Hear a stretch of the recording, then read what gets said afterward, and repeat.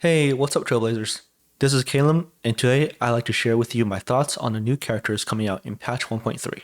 Some of the information I'll be sharing comes from beta testing, so there's a small chance that things can change in the next 2 weeks. First up, we have Imbibitor Lunae.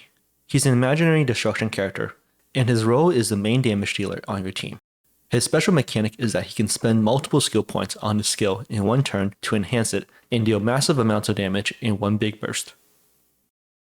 When should you summon for Imbibitor Lunae? You should aim to have at least 2 5-star carries in your character roster.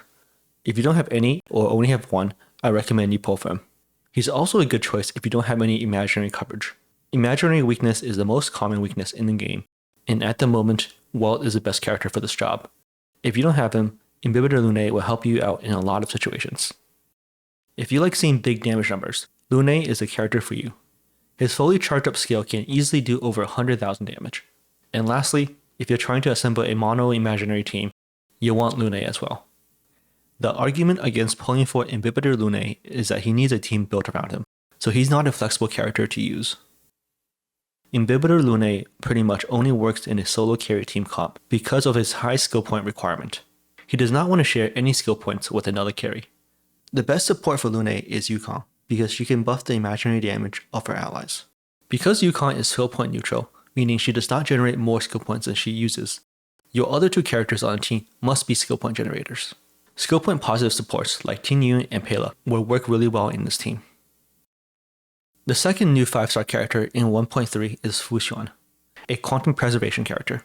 She serves as the tank and sustain unit on your team, and she brings a lot of utility. Her special mechanic is that when her allies take damage, a large amount of that damage gets redirected to her. She can tank this damage because she has healing for both herself and her allies. She also provides a damage buff to the team. And if that's not enough, Fuxuan can prevent her allies from being crowd controlled. If you add all that up, you can see that Fuxuan is a lot of utility in one character. When should you summon for Fuxuan? The obvious answer is if you need another sustain support. Ideally, you should be able to solo sustain 2 teams in MOC. So if you can't do that, I recommend pulling for Fuxuan.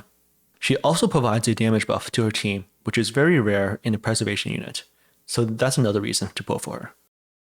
And lastly, if you're going for mono quantum, you'll want to have Fuxuan as well. I would not recommend Fuxuan if you already have Luocha and another 5-star sustain support.